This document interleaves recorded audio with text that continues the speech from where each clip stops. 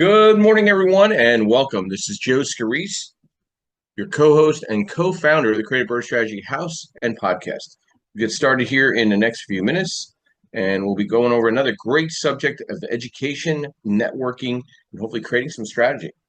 Calling in from the home base here today. I was in Boston last week at the NAR Expo, so we'll get started here in just a few minutes. Let me just get myself situated here and I will get inviting some people in and get started with our discussion this morning.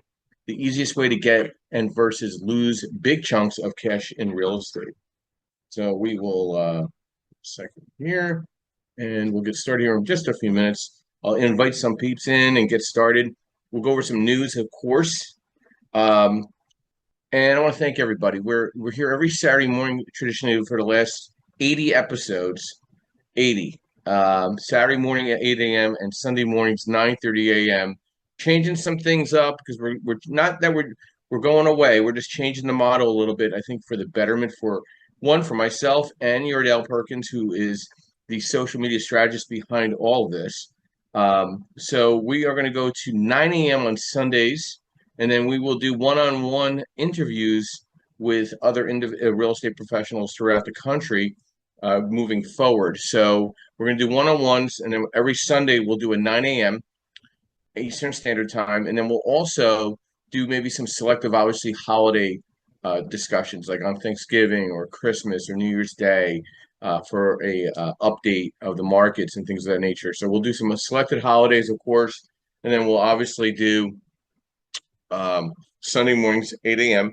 So 9 a.m. And but tomorrow morning we're going to still be at 9:30 a.m. But starting next week, everything is going 9 a.m. Sundays, and we'll provide education, networking, and strategy like usual. And we have our great sponsors that support us, such as Lendmark Capital, where I'm a senior loan analyst, providing asset-based lending and debt service coverage ratio uh, for real estate professionals throughout the country. I want to thank Mr. Yordell Perkins.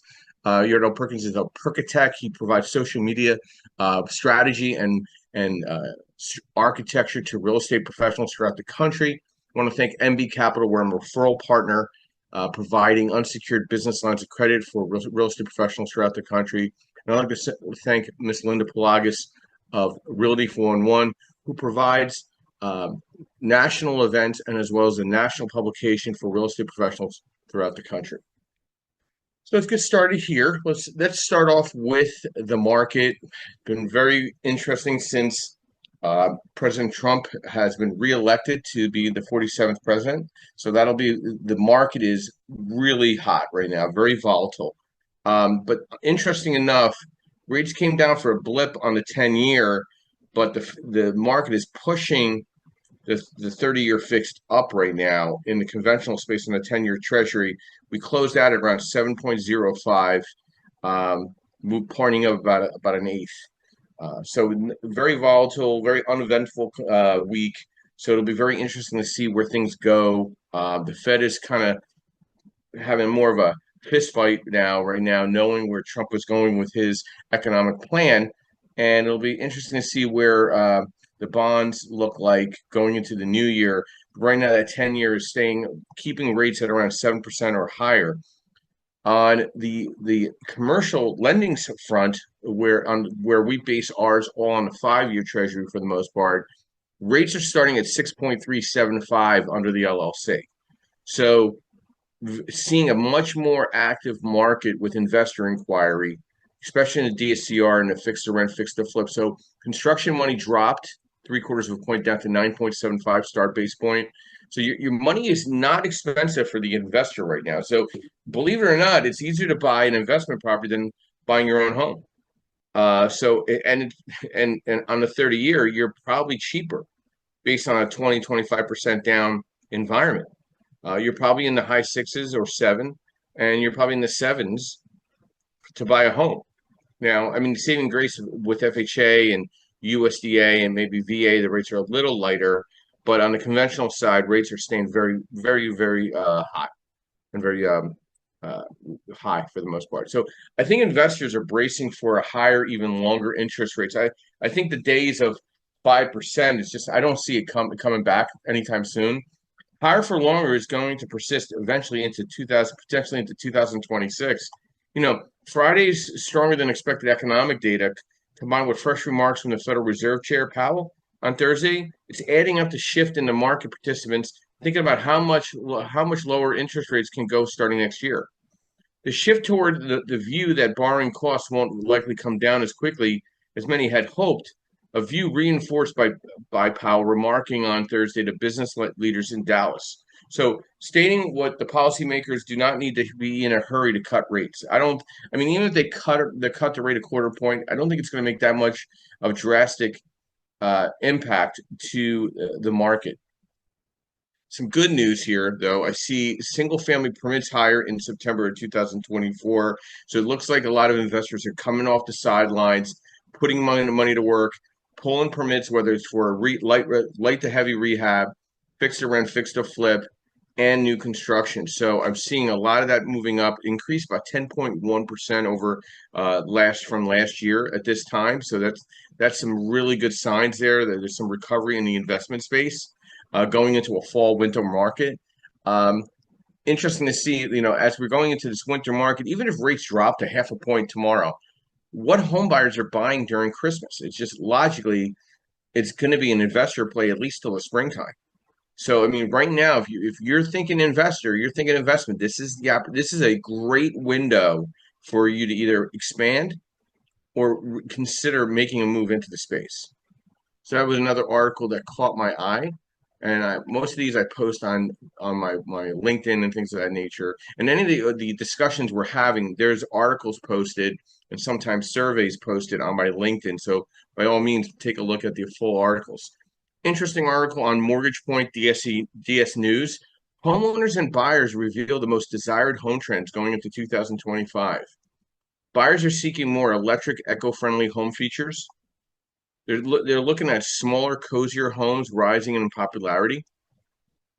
Vintage homes attract old schools and home shoppers.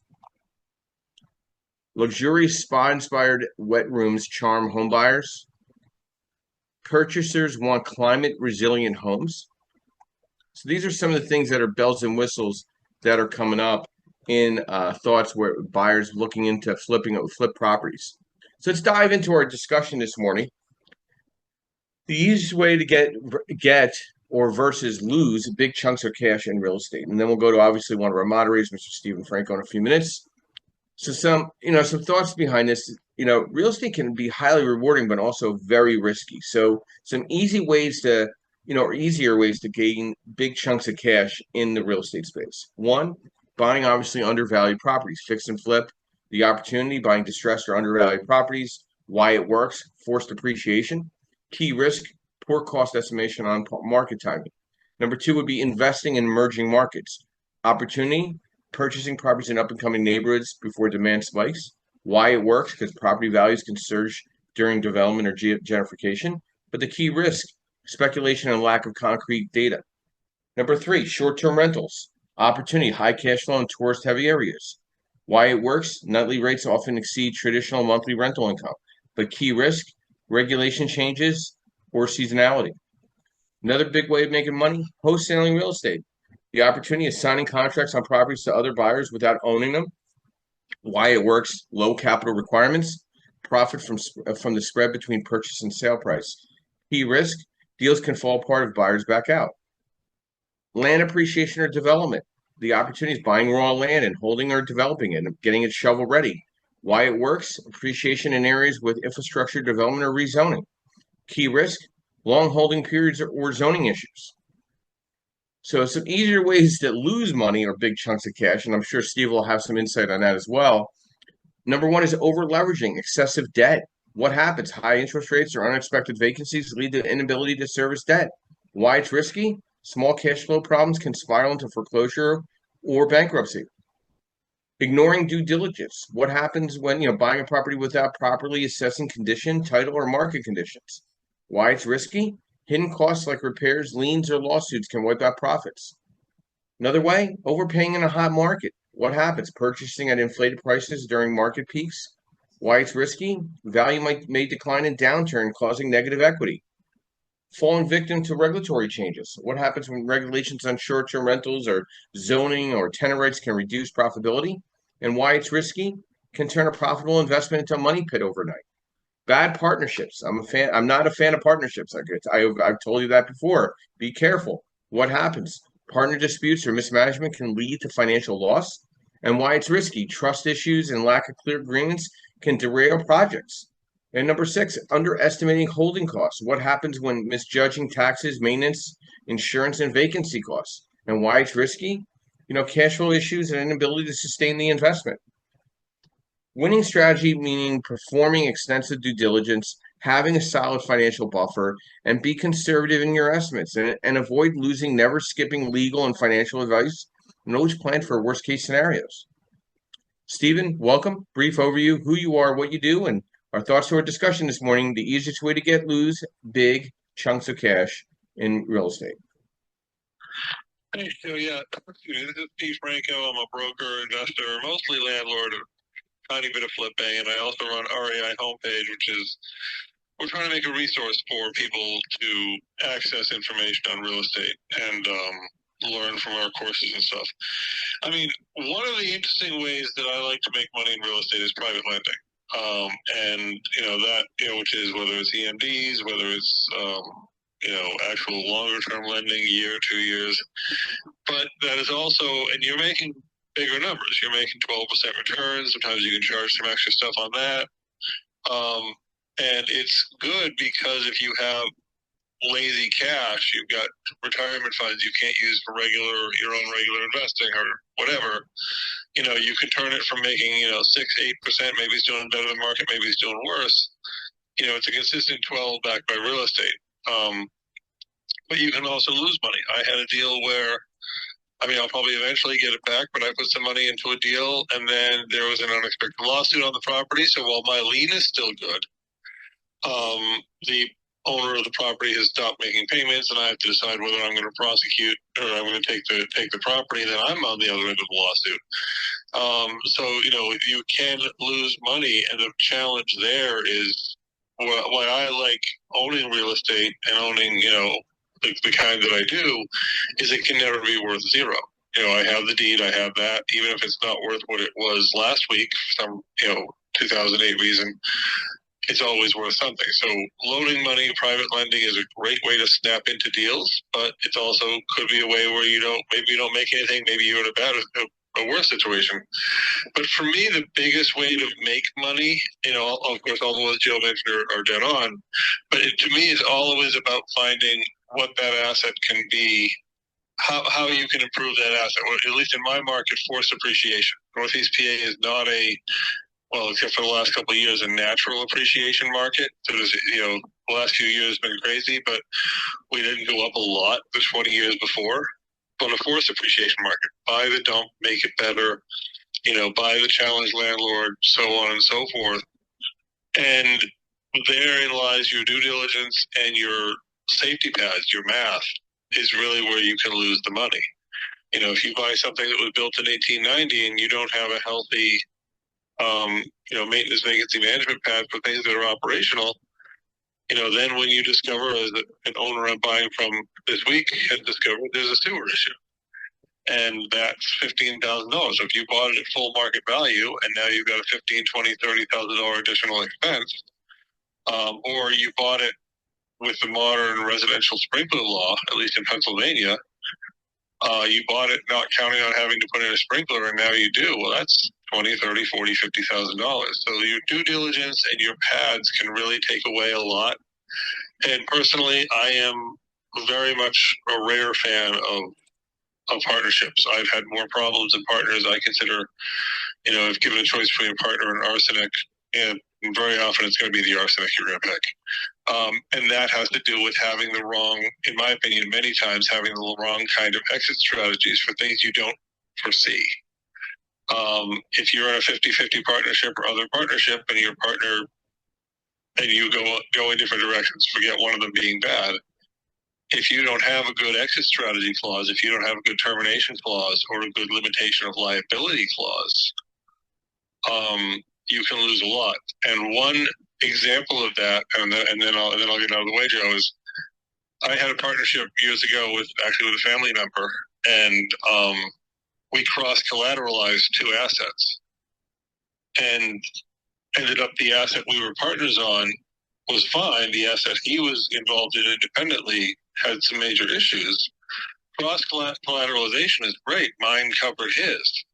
What was missing was after it's over, he has to reimburse me for what I lost. That wasn't there. No one ever saw it coming. And it's those things you don't see coming that on paper I didn't lose anything.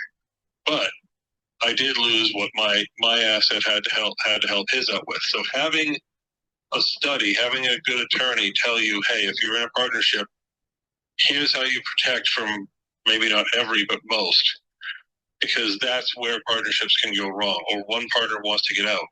The exit strategy is where I've seen every partnership fail. But really, in day-to-day real estate, it's pretty much a lot of what Joe mentioned. And also, the last one is hiring a good management team. Your team makes it work. I've had managers that have done really horribly with my properties, and I've had managers that have done really well with my properties. And if you're not managing your manager, or you're not investigating your manager well enough, that could be a huge landmine. Thanks, Joe. Hey, Steve, a couple questions before you mute. You brought up something that's always caught my eye, and I'm looking at it as a revenue stream in the new year. Um, Earnest money deposit. You know, not really delayed financing, but like that go between to get the deal to the Yeah. buyer.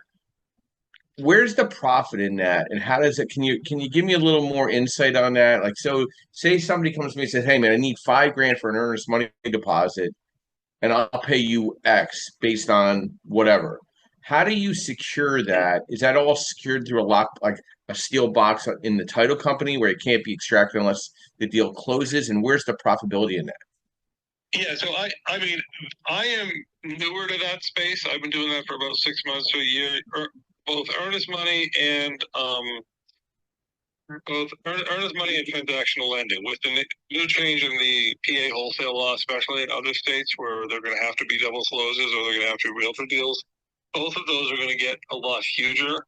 So with the EMD, what I do is I charge them a non-refundable something small, 300, 500, that basically covers the VA handle and the various people handling the stuff. And EMD and transactional are both secured. The money never leaves the title company. So your money is as safe as it can be. Now, can you lose an EMD?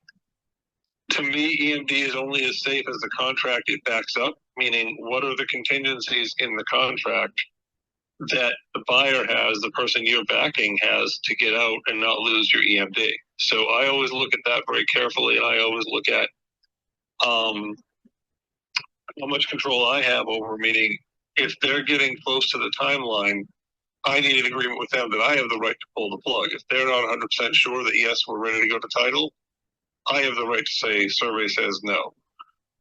But if the deal closes, I usually tell them I want 40% return, which of course you've got usury laws, so you don't phrase it as 40%. I'm giving you 5 grand. I want 2 grand profit. Mm. So it's a lender fee. If it closes, I want whatever that 40% is. I'm trying to do it in my head, but I'm not doing well. But anyway, but basically so the profit is huge, and there is a little bit of a downside. But then I have put, and I've maybe done, I don't know, 5 or 6 of these. I've done a large number of them. I put in there that the person is, personal guarantees come back into play. If I lose 5 grand on you, guess what? You're going to be making that 5 grand back to me. Transactional, which for those who haven't heard of that one, that is wholesale double close. Wholesaler is A, buyer is B, seller is C. In a double close situation, you don't go from wholesaler, you don't just change the name to the seller. The wholesaler has to own it for a little bit, and then sell it to the seller. You buy it at 10, you sell it at 2. You buy it on Monday, and the buyer picks it up on Friday, which has more dangers I can get into later if you need. And with those deals, I'm charging a pretty good chunk as well. I'm charging 2% to have my money at the title company, or maybe 1%. If the money is in the title company 72 hours, I'm charging 1%. If it's at the title company longer, I'm charging a couple of percent. And that's great too, because the money in theory never leaves the title company. And worst case scenario, worst case scenario, you're the one who owns the property. So, but normally transactional don't go worst case scenario. But yeah, I mean, EMD is great because you're looking at, on paper, 40% return, which again, don't break your state's usury laws, word it correctly, but that's kind of how it works, and the risk is fairly manageable. And usually the numbers are small. If somebody wanted, quarter 100,000 EMD, you know, that wouldn't be that wouldn't be for my appetite. I mean, I'm sure there are people out there who could do that kind of deal, but that wouldn't be for my appetite. Yeah. So I'm looking at a different revenue stream for myself on some personal funds, and I like the idea of equity or earnest money deposit. The transactional funding piece gets me a little nervous. I'd rather take an equity piece, be the deposit, right, the money into the deal, and take an ownership within the LLC. And then if the LLC goes sideways, I could take it back. Then, Yeah. I could take it through the LLC. I don't have to go through an official foreclosure. You know what I mean? Like I could literally just take over the LLC if things go awry. I'm not a partner, but I'm a trigger point where if the deal doesn't get to where it needs to get to, I can pull it back out. And we're talking like I'm thinking like $25,000 allotments at a time, per property.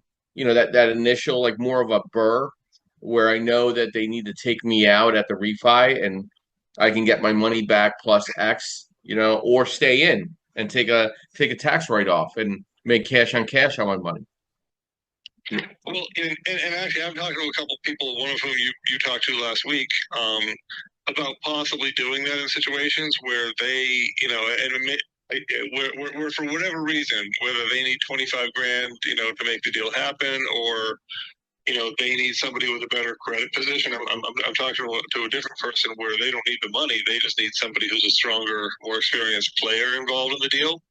And I said the same thing to them. I said, okay, I'm going to get in this role and let the lawyers figure out the details, but I'm going to get in this role.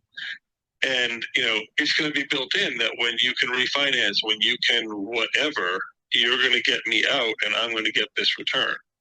And, again, that's where having a good attorney that understands what those landmines could be, write it up, say, okay, well, worst case scenario, okay, so use 25,000. I put in 25,000. Worst case scenario, I'm only going to make $3,000 if for whatever happens, the deal goes away or whatever. Best case scenario, when it's time to kick Steve out, Steve gets 15,000. I'm just making up numbers here, but the point is, have it all laid out all different ways and make sure, to your point, what we call in Pennsylvania, confession of judgment, deed in lieu of foreclosure. That whatever your state's version of that is built in there, that if your terms are not met, you get to take over the deal, because unfortunately, there's probably a primary lender in the equation and they've got first lien position. Yeah. So if things start to go south, you, Joe, or I, whoever the partner is, has to be able to grab the reins before the bank does, because once the bank grabs the reins, they don't care about you. Yeah. You're not in line. Like if I give a gap money loan or whatever, I'm second at best. And if the bank grabs it first, they have no reason to. I might get paid, but they have no reason to care about me. So always make sure you have the ability to snap control away of it fast. Yeah. And things, I guess you know better than I would, Joe, but things like assignment of rents and all that other stuff probably has to be in there too. That if you had to snap it, everything reverts over to you.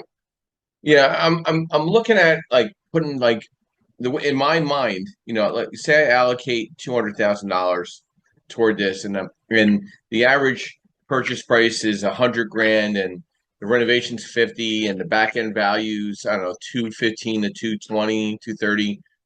I know all that money is going to come back that's in that deal.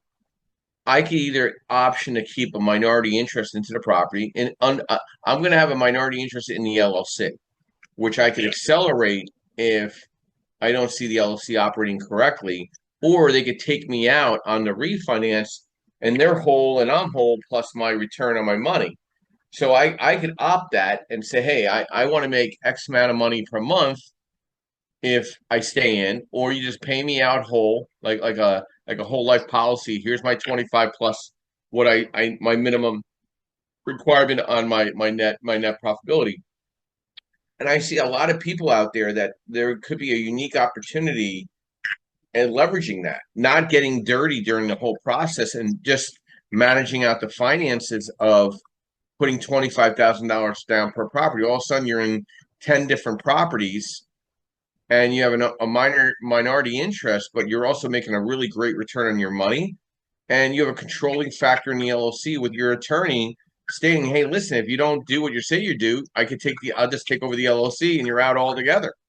So I'm looking at that as another venue for myself, because you only have so much time to rehab properties, and unless you have a 30-man crew, you're not going to get to 100 properties like in a year or two. But you can, if you spread out 10 different properties with a couple, investors that you've vetted and you know them and their credit's good and the properties they're identifying good, you could kind of build out a portfolio really quickly by popping 25 to 30 grand in each one of these deals as the equity participation that they need to close on the deal, and take a nice piece of the pie, and stay in, and not be that dirty on the deal, and get a great tax write-off too. The tax deductions are immense, is what I see.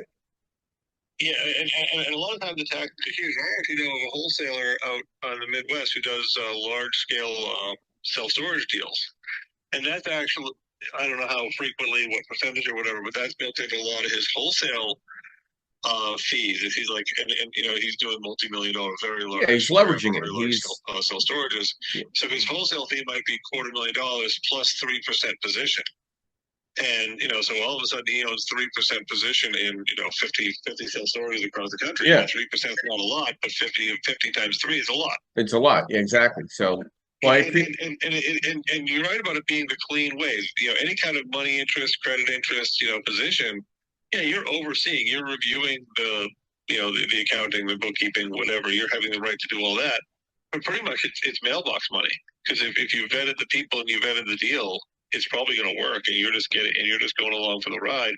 The one thing that I was taught on that topic is to make sure you're named however is appropriate, additional insured or whatever the category is.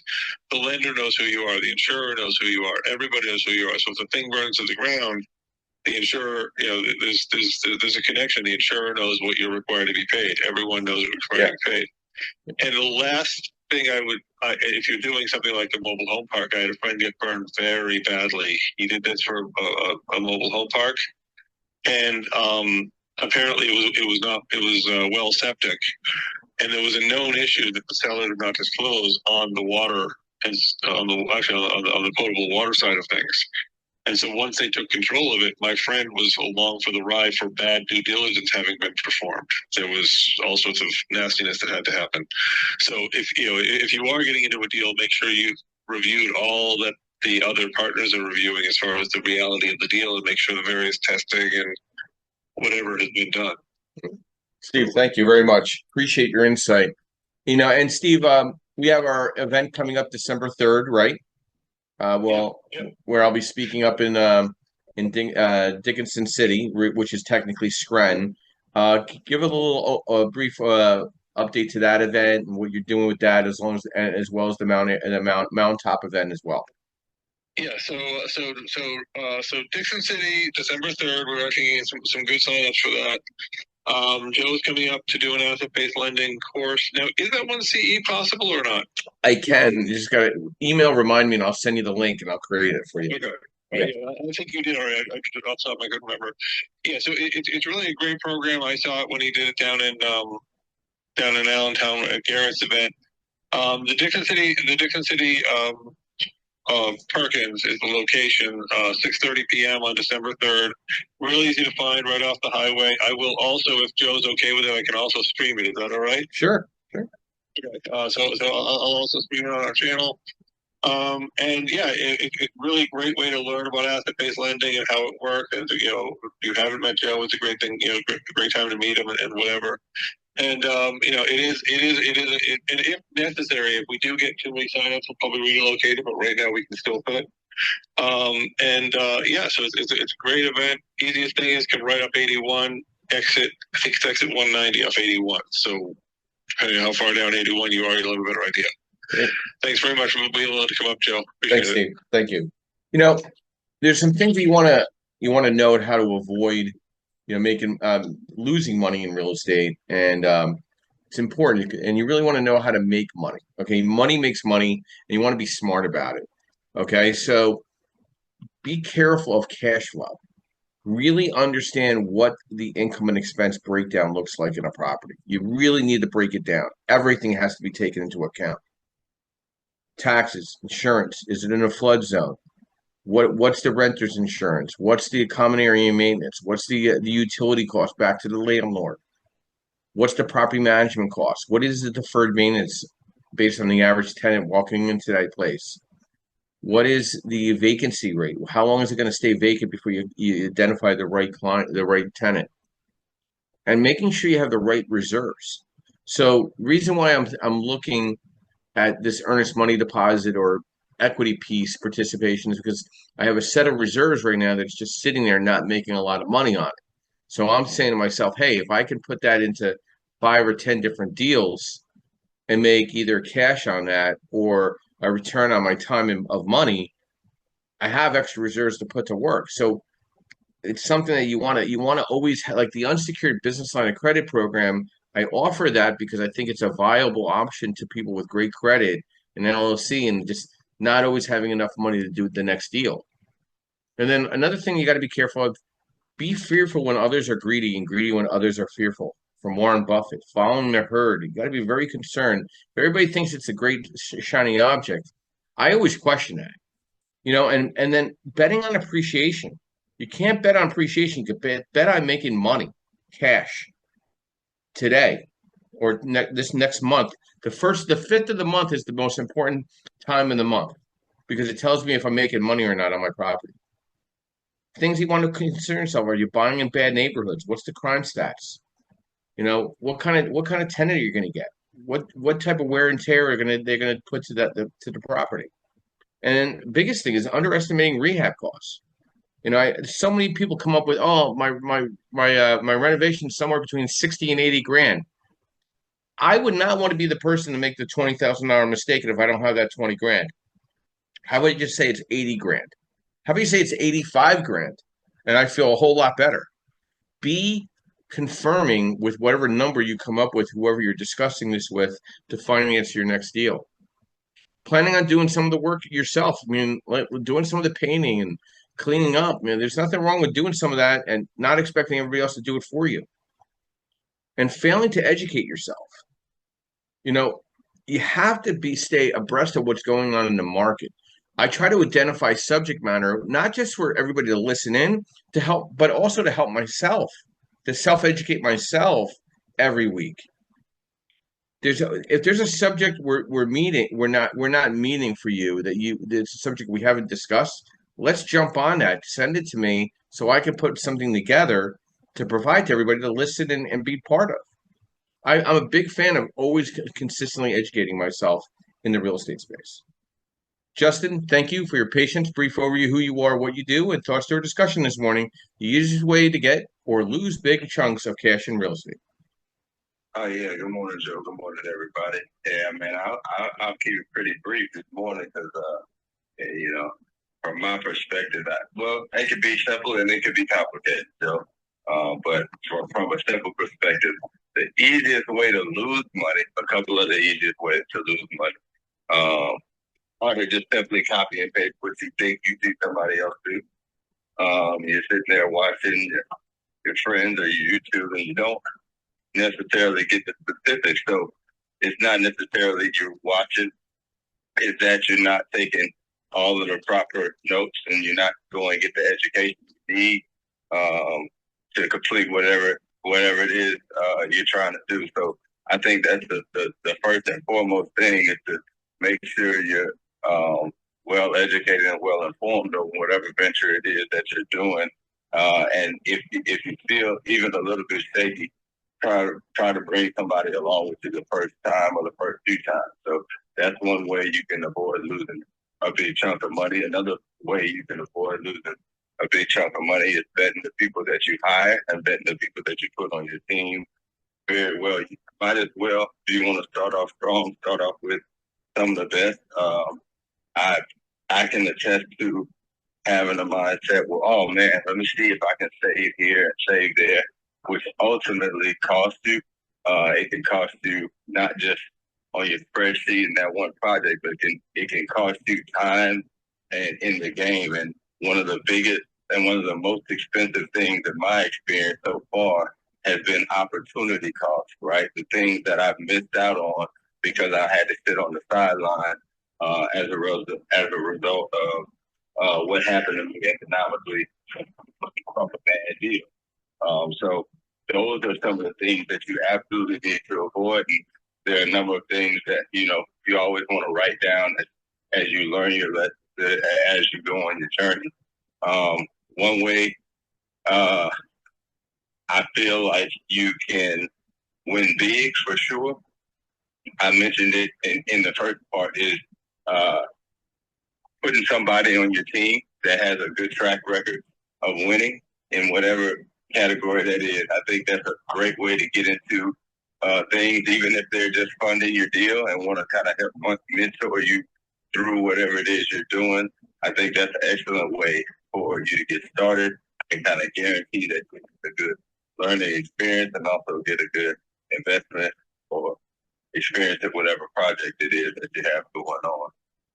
So doing your research and keeping the right people around you is for certain two ways that you can increase your chances of being successful. Thank you, Joe.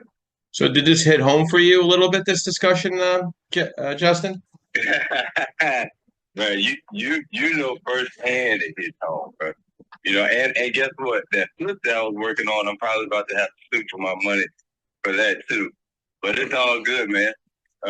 Learning lessons, man. And look, I'm ready to go get at it at that other stuff I was telling you about, some of those new constructions. So it's a matter of at this point I can keep going like that, but there have been a lot of times over the past year or two where it's been real tough for me to do anything. So Well, good stuff, Justin, and thank you as always. Um, I've been posting on things on the chat in regards to identifying information on crime. I hope this all helps. A young lady just asked about obtaining, accurate or more efficient way for current accurate crime stats in a particular neighborhood, and I posted as much as I could. Uh, Obtaining accurate and crime statistics for a specific neighborhood requires accessing trusted sources. So, just want to help out a little bit on that inquiry real quick by Charmaine Torse. Charmaine, local police departments, online crime mapping tools like crimemapping.com, spotcrime.com, communitycrimemap.com, city or county government websites. Some of it could be good, some of it could be okay because it is city and county. Neighborhood watch or community organizations. All these neighborhoods and all these cities have their own Facebook groups. You get a huge reality check on that. And then there's realtor and housing websites. Neighborhood Scout provides crime data and safety rankings. And then Trulia actually displays crime heat maps and trends alongside property listings. And then FBI Uniform Crime Reporting, UCR, and National Crime Data. And then obviously local news outlets and then social media and community apps. Irony enough, I was working on a rehab loan for a client this week, and they're like, "Hey, there's a little fire damage on the property," and I'm like, "Okay," and I'm Google searching the property as I'm taking the app, and I see a Facebook link, massive fire in this area. I I put it on I go to the link. I mean, the house is engulfed with fire. It's shooting through the roof, and these guys are telling me it's minor fire damage. It was just a heater, and there's just some soot throughout the house. I'm like, listen, I'm watching a video. I'm watching a video that the house is completely entrenched with fire. So what is it? Is it a full fire or is it a heating fire? Because I'm looking at something completely different on Facebook on this link. And she's like, well, and then the truth came out and then it basically knocked down. So That I don't know if that loan's going to really go anywhere, but it was interesting to say. I do a lot more looking at via Google searching on property address when people send me stuff because people want to kind of skirt the truth a little bit. But um, you got to, all these things that happen. This is what helps you either lose or make money. You got to have some intuition. You got to sometimes have some gut feeling. Okay, just don't look through an email or a website and say this is what I'm going to go by. You got to get very diverse in looking at opportunities for yourself. Okay, you gotta ensure yourself with good property management.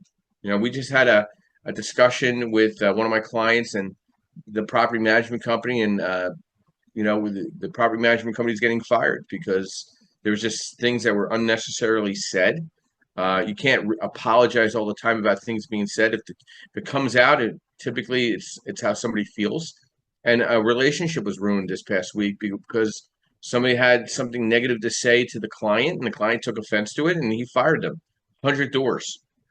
And when I had a conversation with them, I said, listen, I can't refer you anybody anymore because of this one individual. So if this one individual is no longer with your company sometime, give me a call back and we can look at this. But I can't trust my clients with your management company at this point, and I can't make that referral. So property management now is extremely vital. And you don't feel comfortable with somebody and they don't talk to you correctly, how are they going to treat your tenants? How are they going to treat you on behalf of you in third party circumstances? That's a big concern of mine. And, you could fire anybody at any time. If you don't feel comfortable with somebody, there's nothing wrong with telling people, hey, I don't think this is working out. I'm going in a different direction. If you're not making money and you can't identify return on your investment with your time, then you move on. As I tell people, you want to fish in lakes that have fish. You don't want to go with a fishing pole and bait to a lake that has no fish. Good morning, Travis. Welcome. Brief overview who you are, what you do, and thoughts to our discussion this morning. Easiest way to get or lose big chunks of cash in real estate. Travis, are you there? Hey, sorry. It's all good. Hey, I'm Travis. I'm a broker here down in Houston. And, I'm just going to listen today, Joe. I'm not in the best of health at the moment, so I'm just going to hang back and no problem. What y'all have to say. I've been watching those model shots of you, Travis. On Facebook. I'm just trying to keep up. You know what I mean? So please take care of yourself so I can keep seeing those pictures. You're funny, man. Well, feel better. Thank you for at least being here in spirit, and I appreciate that. And listen, there's so many ways to make money in real estate. There's so many ways of creating revenue streams. Or like right now, I'm working with two new aspiring, I will call them correspondents of Lendmark, right? I'm training them. I'm showing them what they need to do, how to submit the loans.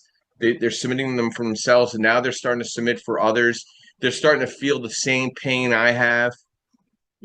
Some of the things that are being missed, and hey, I got to take care of this. I got to take care of that. Now it doesn't seem so easy. Now it seems like, okay, it's a process, and you got to stay on top of it. I mean, there's a lot of money to be made in lending, right? There's just a lot of money. There's a lot of revenue streams in making money in lending.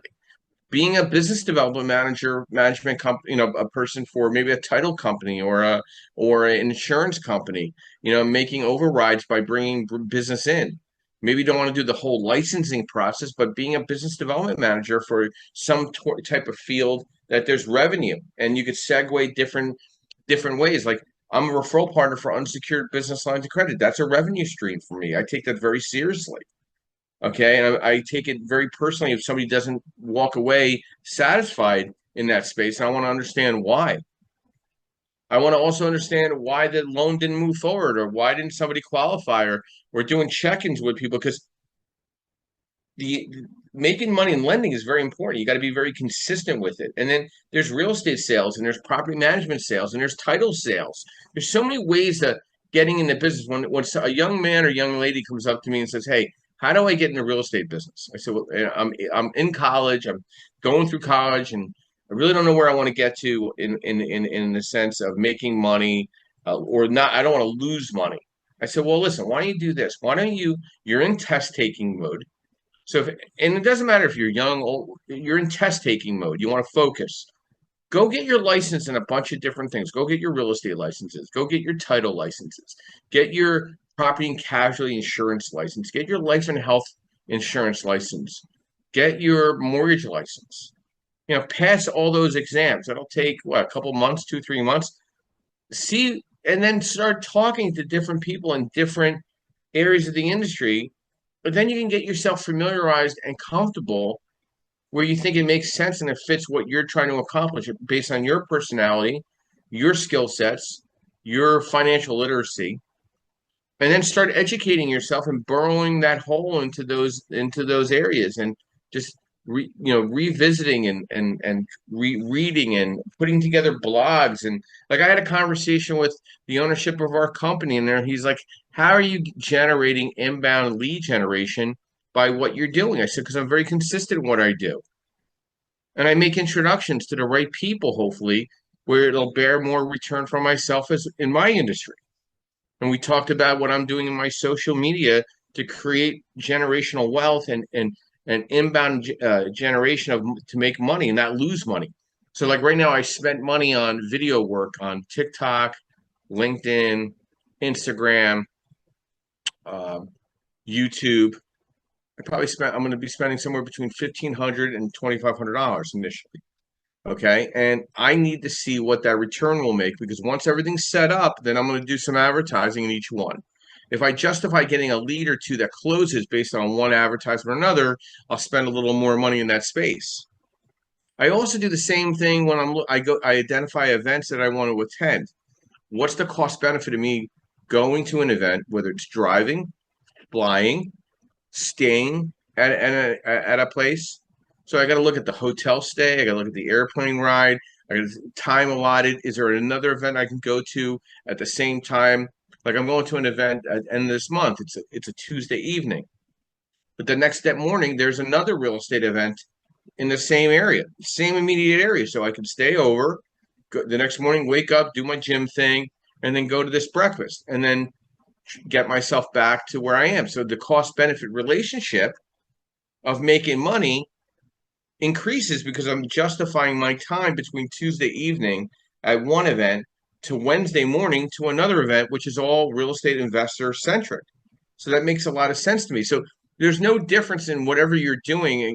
Like, if you're in the mortgage business and you want to go get your real estate license, why do you want to get your real estate license? Accessibility to referrals, accessibility maybe to property management or leasing, right? There, and then vice versa. If I'm a real estate agent, why aren't I doing, if I'm investor friendly, why am I not working on investment loans? Or why don't I have a relationship and I can represent a title company and do title work? Like, there's nothing wrong with that as long as you're transparent and you disclose. You're not doing anything illegal. You're not doing anything on the side. Like, hey, I got this thing over here. I'm doing this on the sidelines. No, I'm very transparent. Like, I had a conversation with the ownership. They said, hey, how are you getting all this work done social media wise? Because I'm in partnership with somebody that owns a social media company, and I've known him for a decade, and I trust him. That's Yardell Perkins. He's my social media administrator. So I think that you have to build trust with whoever you are going to work with, and make sure you're transparent about everything. And I think that that's a better way of not losing a hell of a lot of money. I see a lot of people spending money and not making money. So there's no difference in attending events or creating revenue streams. It doesn't make sense. And is there a cost benefit to all of it? Steven, some thoughts also in regards to my discussion here. Easiest way to get or lose big chunks of cash in real estate. Steven, are you there? Yeah, I'm here. Sorry. It's funny you mentioned going to and organizing events, because that's where the networking is, where you get the chance to make more money, and where you run into people. Like, I ran into a guy at an event last week, and he's doing open land development, just the paper subdivisions. And it was an area I kind of knew of, but I didn't quite understand it as well. And now we're talking about possibly doing something. I'm going to be a tiny, tiny piece of it, because he's going to be showing me how. But he's like, hey, I could use your skills on this, da, da, da. So the networking is a great way to find other ways to make your money work for you or make your time work for you. Because one of the lessons that it took me way too many years to learn is that you've only got a certain amount of time. More money can be made, more credit can be found, but it's how quickly you can, how little time you can apply to each money making activity. And to quote Warren Buffett, if we don't find a way to make money while we sleep, then we're never going to retire.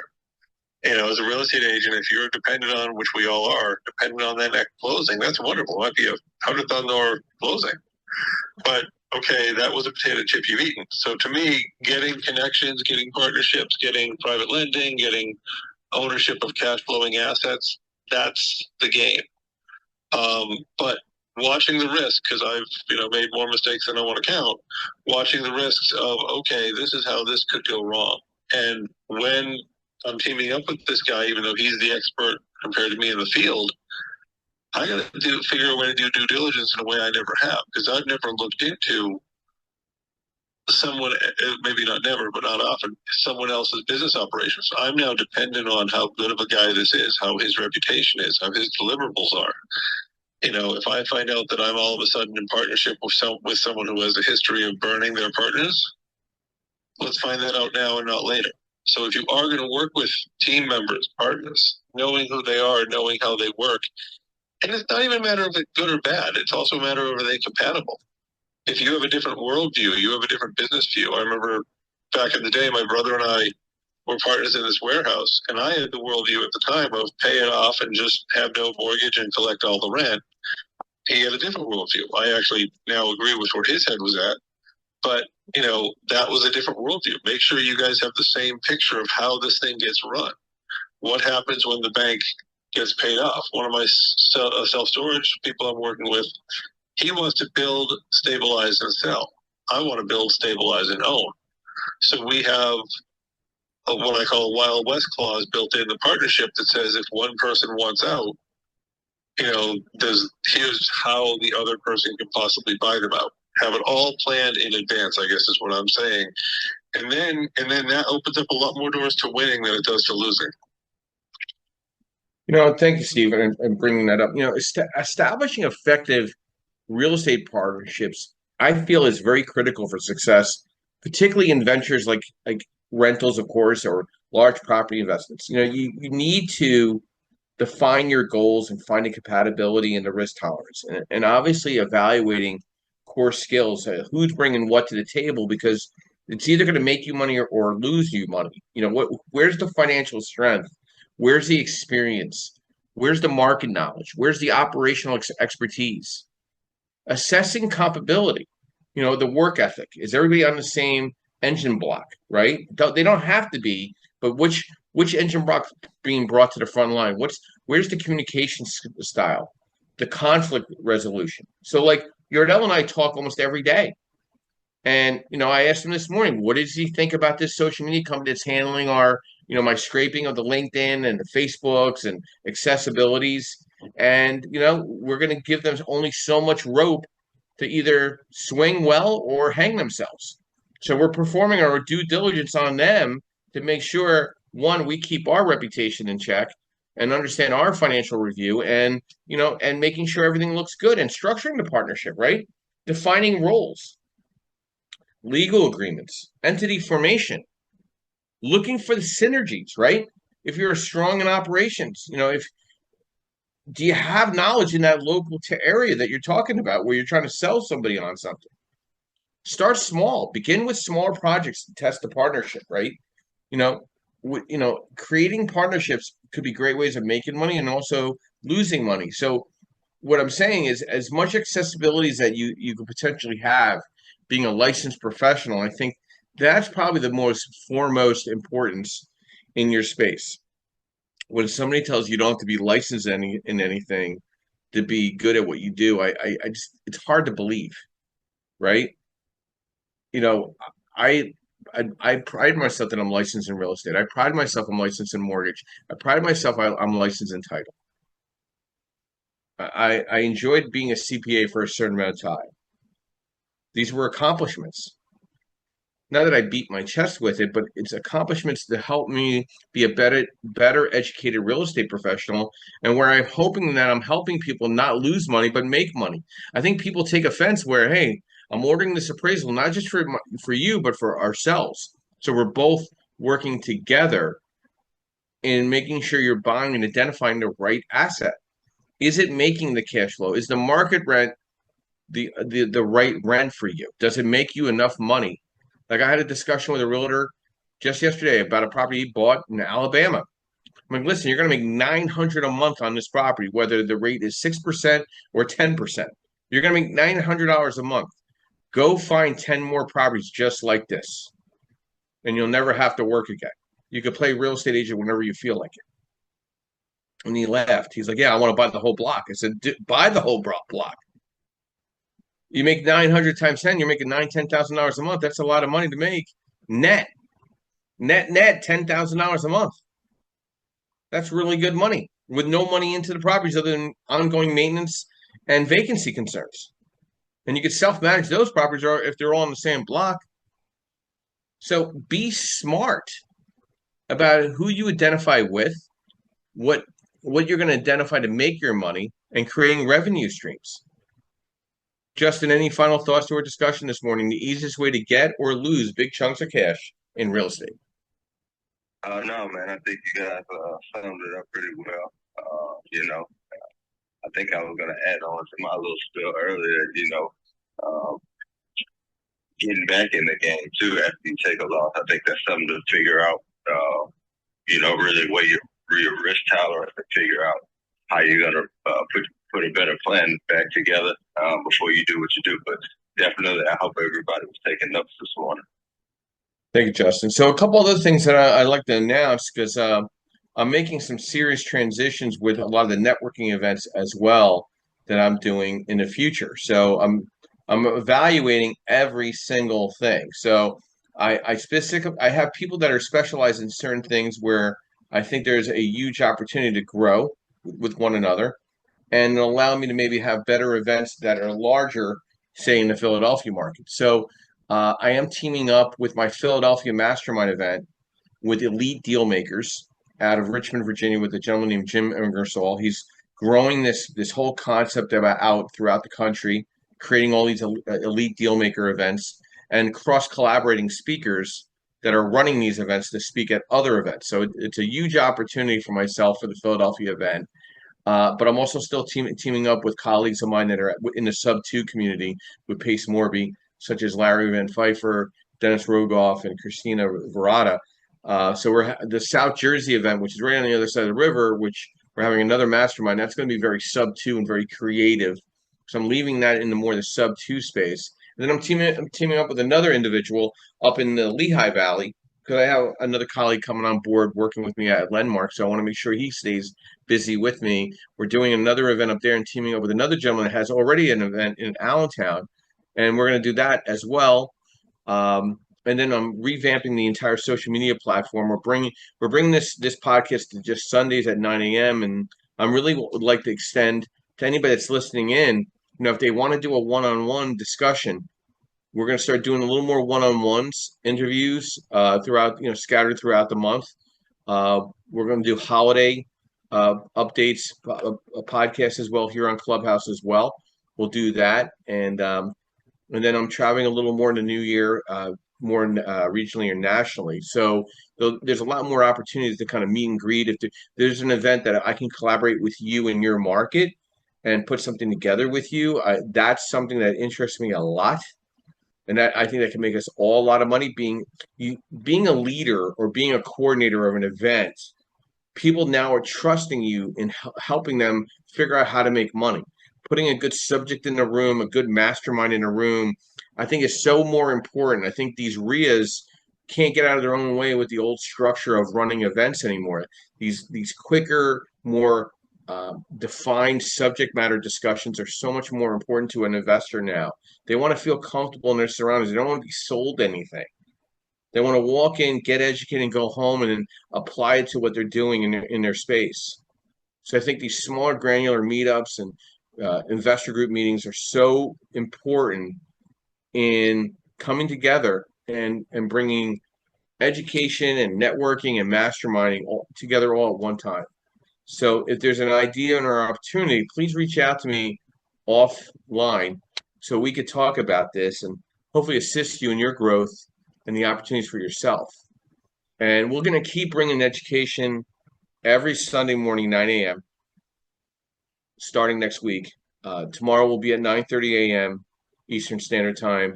And we have another great subject we're going to be discussing tomorrow. We're going to talk about underwriting.